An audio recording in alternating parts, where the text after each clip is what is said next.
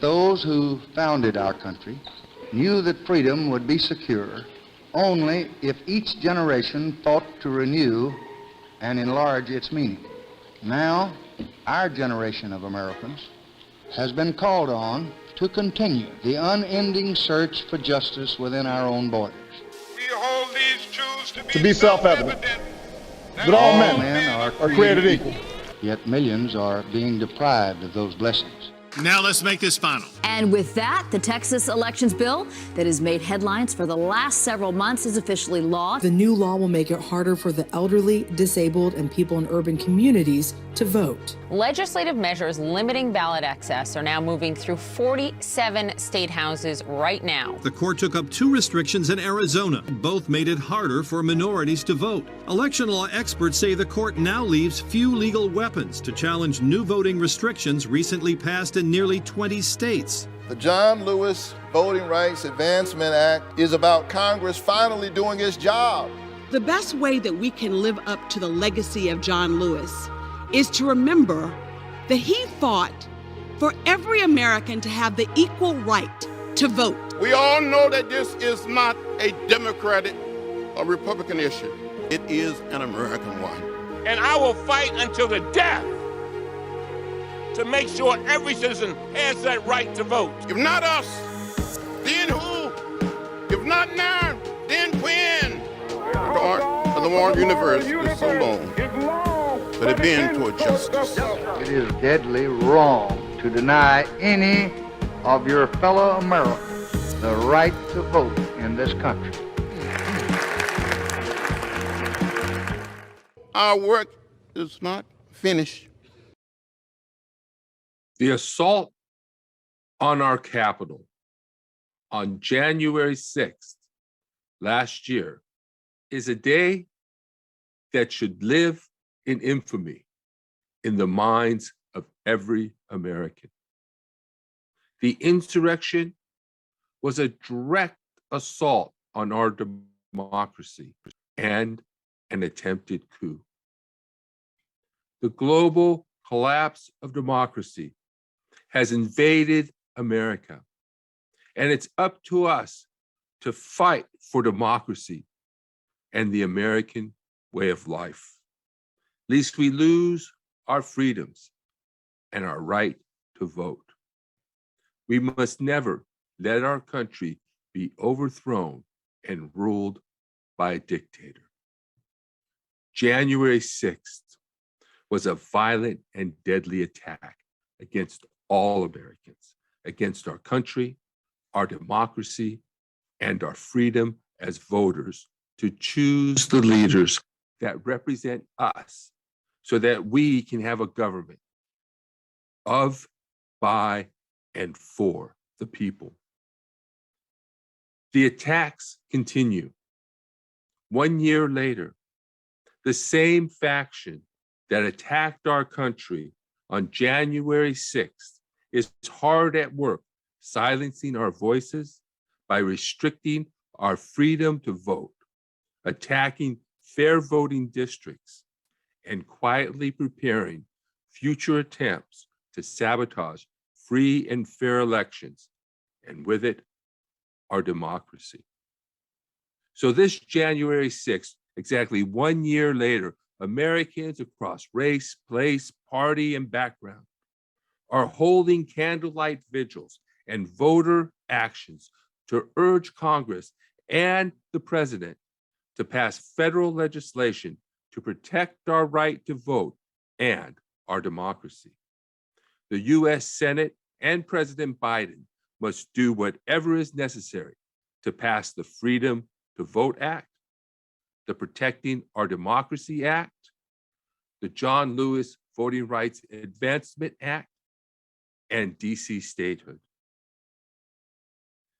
Coming together, we can prevent another January 6th attack and realize the promise of democracy for all of us, no matter our color, zip code, or income.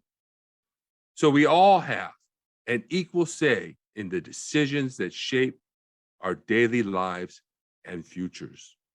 Join us as we remember the officers killed and injured as a result of the insurrection.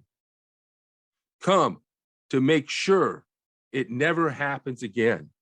Let's gather together to call for an end to the politics of division and to protect democracy and voting rights.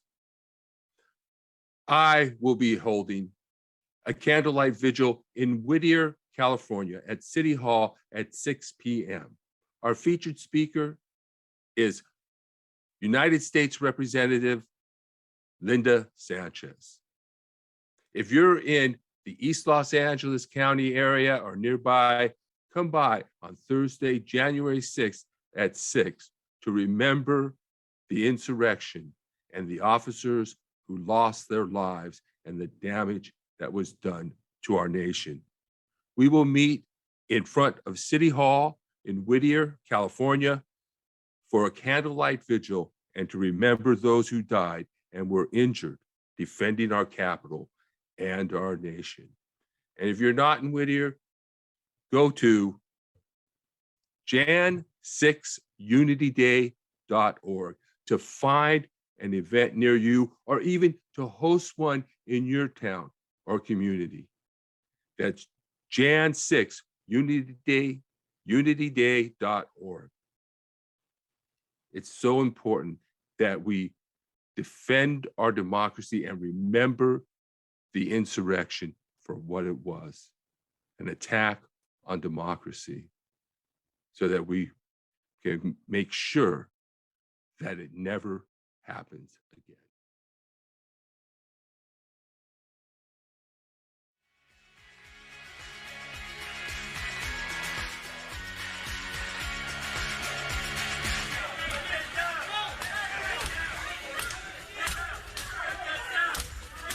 Now, according to public reporting, D.C. Mayor Muriel Bowser first called Army Secretary Ryan McCarthy to ask for help at 1:34 p.m.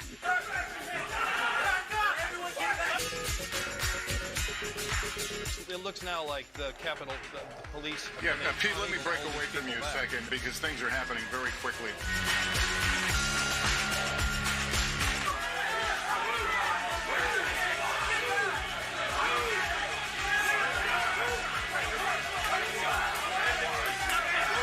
According to your written testimony, you were, quote, aware that demonstrators had breached the Capitol.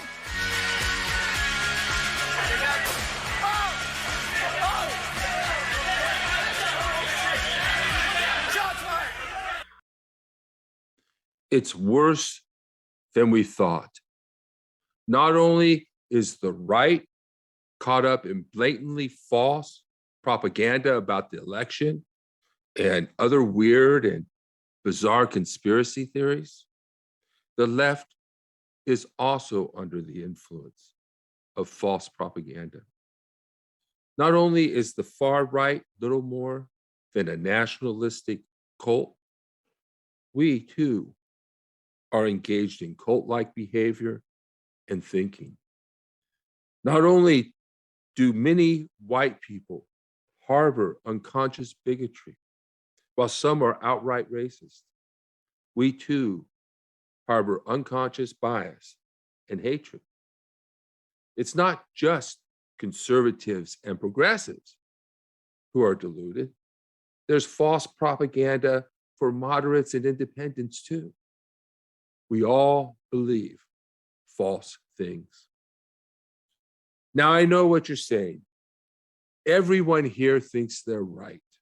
And we wouldn't have the views we have or hold the opinions we have if we didn't think we were right. I wouldn't be here talking to you if I didn't think I had something important to say. We must, however, be willing to admit we could be wrong. We are all under the influence of propaganda. We all have false beliefs. We all harbor prejudice. We all come to the table from our own personal, social, and cultural context. We are all biased and must become aware and conscious of our prejudices. Yet we are better at pointing out other people's prejudices than we are our own. We really don't believe we're bigots. In fact, most people have an adverse reaction to being called a racist.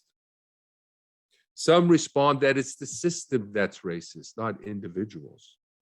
Many have tried to purify themselves of every trace of racism, yet it's often other people's bigotry that we focus on, not our own. And consider this, why do anti-racists work on ridding themselves of racism? I mean, racism is what they're against. How racist could they be, really? If we really want to become aware of our prejudices, we might begin asking ourselves questions like, who do we hate? Who are we angry at? Who do we oppose? Who are our enemies? These questions might actually help us identify our unconscious biases and prejudices. We are all being fed lies and disinformation on a daily basis. As French philosopher Jacques Ellul pointed out, much of what passes for political opinion is really just the regurgitation of propaganda. Many people are emotional, concerned about having a sense of belonging, of being in the know, and some people simply seek to avoid conflict, and others may hold strong opinions, but they're easily manipulated by professional propagandists who disseminate disinformation to groups of people down from above through political parties, organizations, corporations, the media, academia, religious institutions, and the like. We are inundated with propaganda on a daily basis. It's important to be aware of how many people, groups, and organizations are trying to manipulate us in one way or another, usually for money.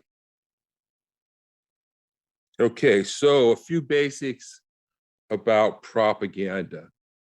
As we see here in this slide, propaganda is about the dissemination of information, facts, arguments, rumors, half-truths, or lies to influence public opinion. Now, there are other definitions of propaganda as false, more modern usage, but I'm really more with Jacques Ellul, who tells us that propaganda is everything we use to make sense of the world.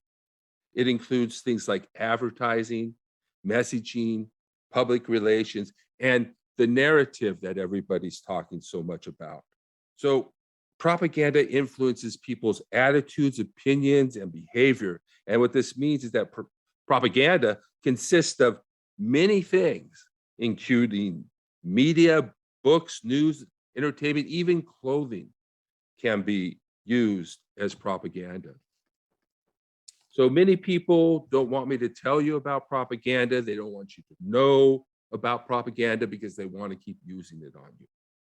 Sure, they want you to be critical of the opposition's propaganda, but they don't want you to be narrative. That's why they call it public relations or messaging or the narrative. If in our information society, however, it's important to be critical of the information that we consume. So we demystify propaganda by recognizing that it's everywhere, not only in the dark corners of the internet somewhere where only extremists hang out. We recognize propaganda's power when we realize its persuasiveness. It's like if someone is trying to sell us something, we put our guard up, at least we be cheated.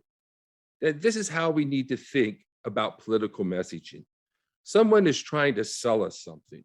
That salesperson is probably not telling us the whole truth and probably doesn't have our best interest, might not have it at heart.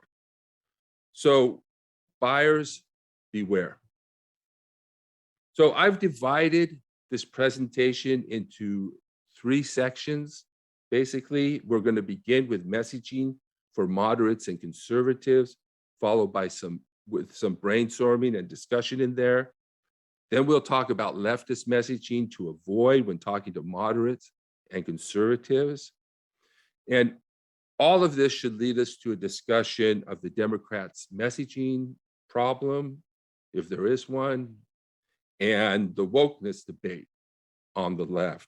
And then you'll be able to find the recordings of our show of this meeting at Democracy Under Fire on YouTube. And you can get to that, and I'll tinyurl.com/democracy under fire video. That's where you will find the videos for this. And also you'll find the audio. I have a podcast site at Anchor for Democracy Under Fire.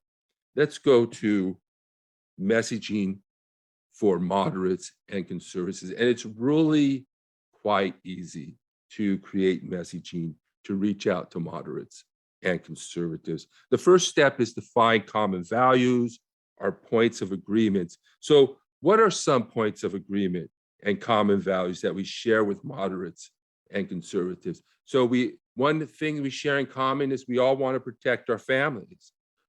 So on the issue of mask mandates, for example, protecting our loved ones is a strong value that we hold in common.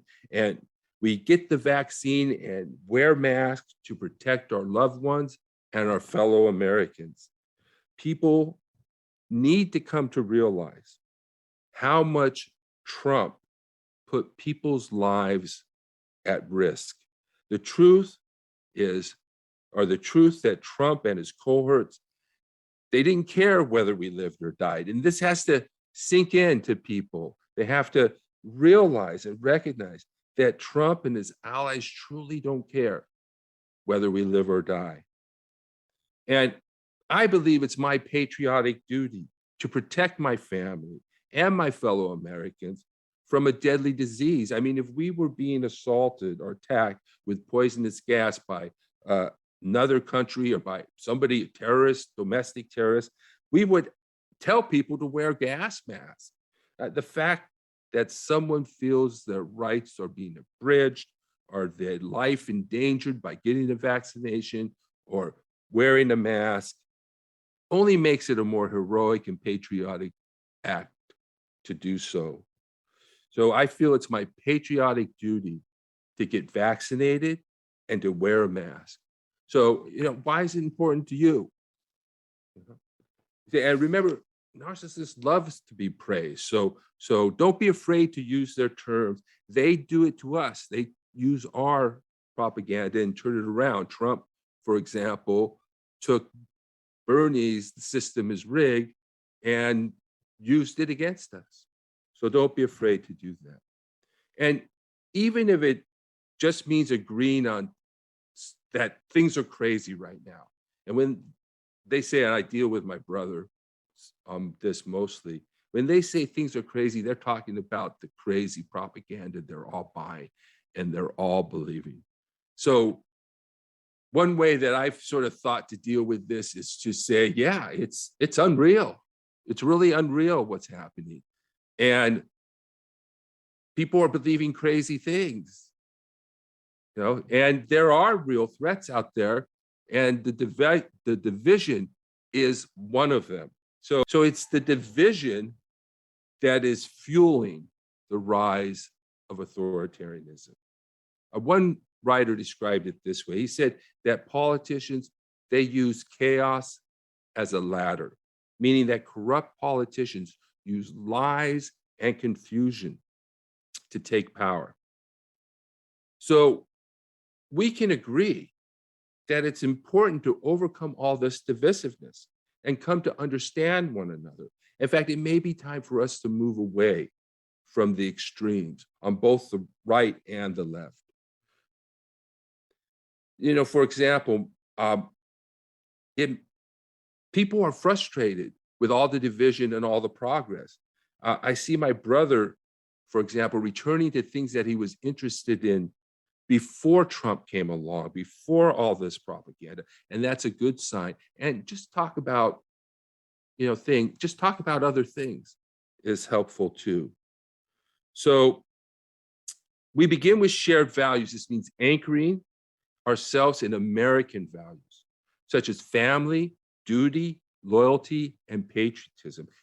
It's okay to be proud to be an American, where at least I know I'm free. At least that's what the song says. There's no such thing. In fact, we are more patriotic. We are patriots. The conservatives don't own patriotism. I think we are more patriotic than they. We do this because we love America. Liberals fight for democracy because we love America and the American way of life. We are patriots. There is no such thing as patriots with Confederate flags. There is no such thing as patriotic Nazis. Only Americans who fight for the United States and not against it can be patriots. America is the land of the free. The Constitution proclaims we, the people, established this Constitution for the United States of America. It's good to defend the Constitution and to stand up for American values and democracy. Even believing in the market economy is not a sin, and opposing socialism is sometimes based on someone's personal experience with a totalitarian regime. And that's why we have people giving money to Proud Boys, because they think they're fighting socialism. So America's democracy is young. It's a mere 250 years old. And it's in decline, in part because of our failures. We have a democracy. We have a flawed democracy. We must fight for our democracy if we want to preserve it, of course, and the American way of life depends on it. Our right to vote and to elect our representatives in fair elections where everyone's vote is counted is fundamental to our constitutional rights as citizens of the United States. And there's nothing wrong with being proud of our nation's history while at the same time recognizing our failures. So this is from The Economist, and the same indicators where they grade democracies. And what this is showing, and as we saw on the last slide, a decline, a steep decline in democracy last year. And for a long time, there's been decline, but especially last year. So what this map tells me here is a couple things. One is that we see here the United States is a flawed democracy. We get all this propaganda. United States is not a democracy. We don't have real democracy. Democracy is flawed. Democracy is a failed system. And that's all that propaganda. There may be some truth to it. You know, Bernie said the system is rigged. There may be some truth to these things. But even when there is truth to them, they discourage people from voting, from participating, and from standing up and believing in democracy. So another thing is, this is the struggle. This is the struggle. It's not a struggle between socialism and capitalism. It's a struggle between authoritarianism and liberty or democracy, tyranny versus liberty. That's the human struggle since ancient times. And that's what we're seeing here. We see what I might refer to as the Iron Curtain in Africa. Not that we have the enemies on the other side, but that authoritarian stronghold in Africa. And we see the lighter blue and some orange in the Americas. But like I said, America has supported democracy to some degree. It's not the worst country in the world. I mean, when we compare ourselves to Russia, China, North Korea, the monarchies in the Middle East, some of the authoritarian governments in Africa, that's sort of don't let anybody tell you America is the worst country in the world or the most violent or the most oppressive or the evil empire. It's not. We're not perfect. We make mistakes, but the world is a violent and terrible place. History is a litany of atrocity. Now, on the issue of whether the United States is a republic or a democracy, it is both. It is a republic of democratic states. We cannot have some states choose to be democracies and others say, oh no, we're going to be authoritarian. We're going to be dictatorships. No, not in the land of the free, not in the United States of America. No, we have democracy. That's the grand American experiment in democracy.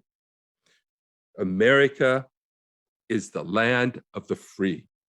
We, the people, rule. And what that means is that we have the right to vote.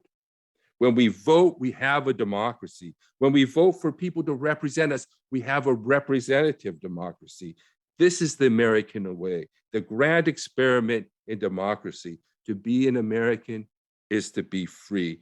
We must never let our nation be overthrown and ruled by a dictator.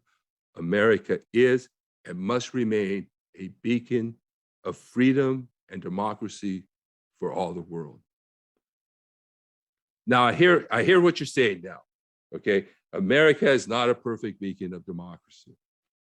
We all know America is not perfect. In fact, in some cases, America has been the enemy of democracy. I readily admit that. And in many ways, so our democracy is in decline because we have failed. The United States has failed to support democracy around the world and has often acted against it. America hasn't been the perfect beacon of democracy, but it's the world's beacon of democracy, particularly in contrast to Russia, China, and nations throughout Africa and the Middle East. Let's go ahead and look at some messaging for the Freedom to Vote Act. Here we have them. Start off with shared values. Americans believe in democracy. The American experiment in democracy is at the heart of our Constitution and the foundation of our nation. To be American is to be free.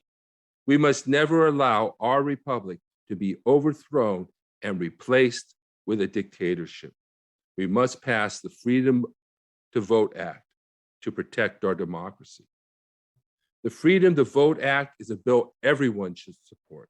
It addresses election integrity and protects voting rights. It allows for voter ID and ensures that every citizen can get an ID. It sets minimum standards for accessibility to the ballot box and requires reliable audits of elections. It protects against election interference and prohibits voter intimidation. It provides money for new and upgraded election equipment and makes it a crime to harass or interfere with election workers. The compromise bill put forward by Senator Joe Manchin is strong on election integrity, and it protects voting rights. Both sides, Trump supporters and liberal Democrats, are worried about democracy in America. Republicans are concerned about election integrity, and progressives want to protect voting rights. The Freedom to Vote Act addresses both of these concerns. Everyone should support it. Now, this, I think, is similar to something that Represent Us created along the same lines, except they used humor. So I want to show you that now, and I want you guys to also think about sharing this with other people as well.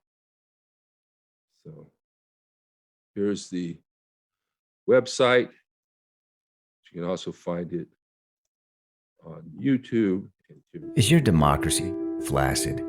Trouble maintaining a strong coalition? Tired of the parade of disappointing performances? Then you might be one of the 330 million Americans suffering from electile dysfunction. I get all excited about a new bill. The debate gets all hot and heated. We'll move things to the floor. And right when we're about to achieve a joint resolution, bam.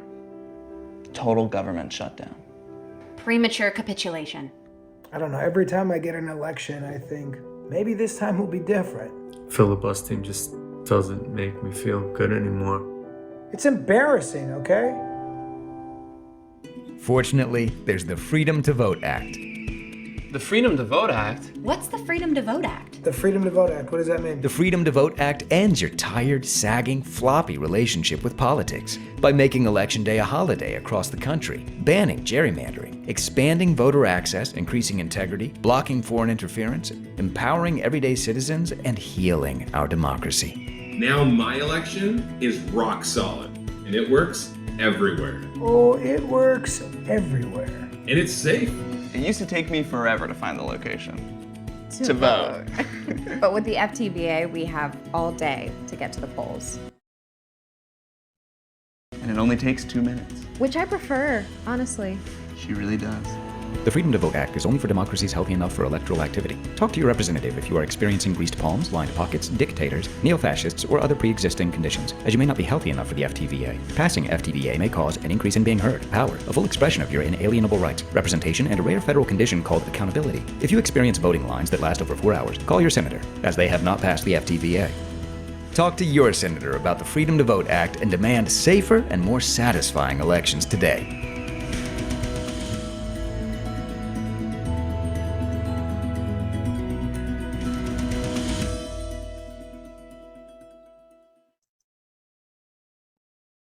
All right. So both sides, let me get the other. So both sides have been fed a steady diet of anti-democratic propaganda. Both sides have spread half-truths about America and democracy. The truth is we have a flawed democracy that is now under attack. We've heard anti-democratic propaganda from both the left and the right for a long time already. I mentioned Bernie Sanders already, and some of the other anti-democratic propaganda, and how it's not fully true. We have a flawed democracy, not no democracy, not a failed democracy, but a flawed democracy. We've been set up to believe that democracy is a failure. The negative statements about democracy, even when true, even when well-intended, affect people's attitudes and beliefs about democracy and can discourage people from participating. The truth is that democracy is our only hope. The only way to social democracy is through democracy, not revolution, not ideology. The right of the people to be represented in national elections is an American tradition that has spread throughout the Americas. Now the collapse of democracy in Africa is near complete, and democracy is in decline around the world. The United States is the last line of defense. And one thing I wanted to point out here too is Chile.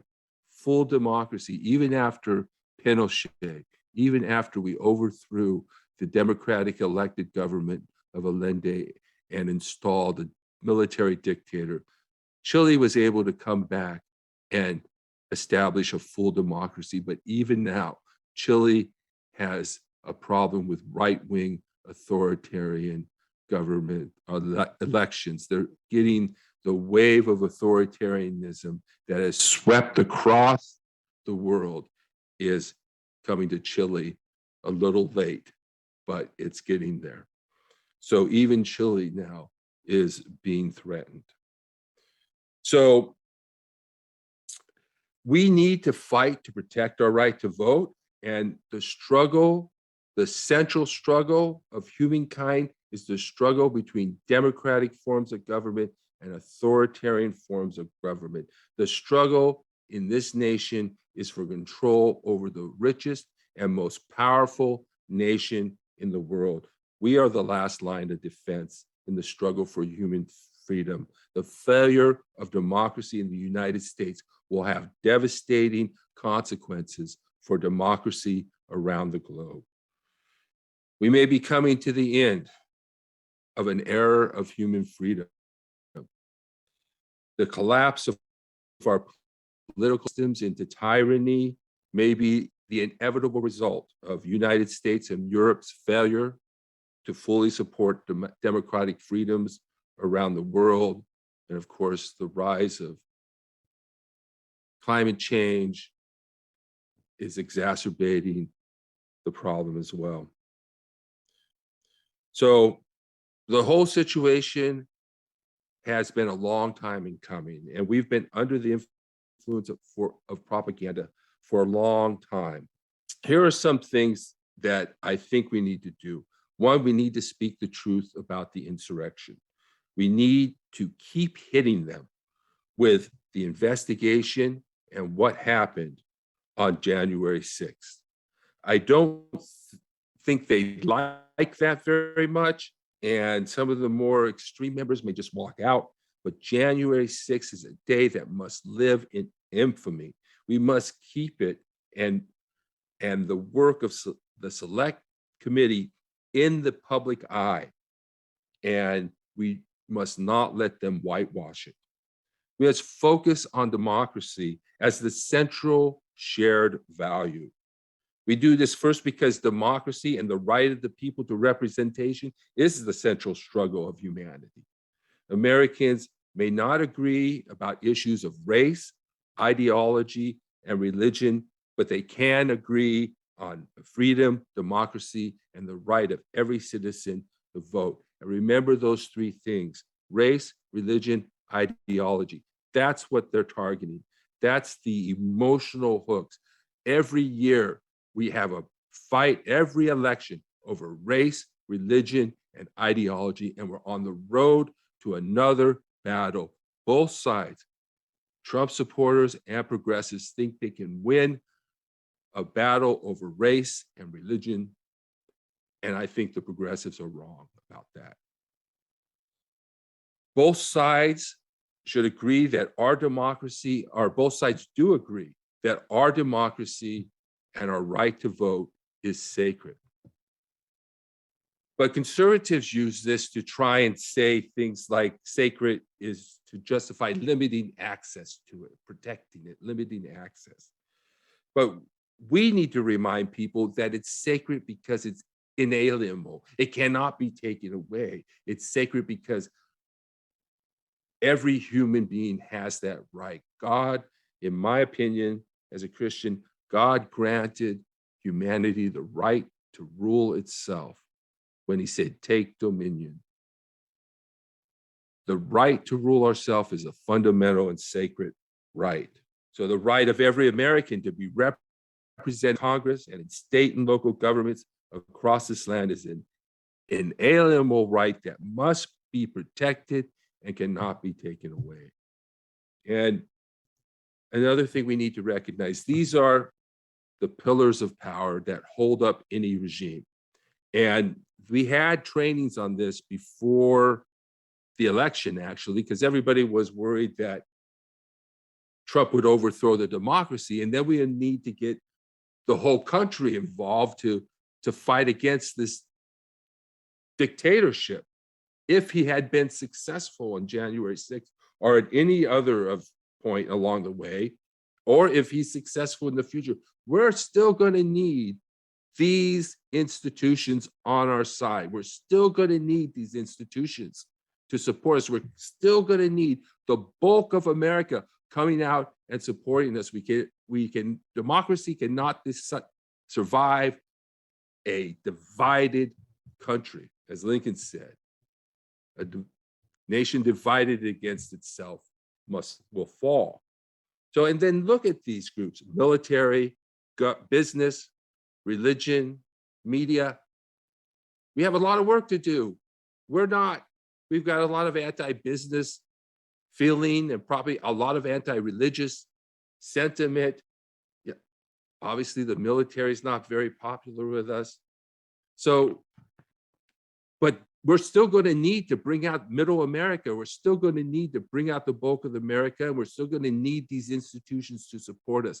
Luckily, the media is supporting the truth by telling people that the election was not stolen, that Biden actually won.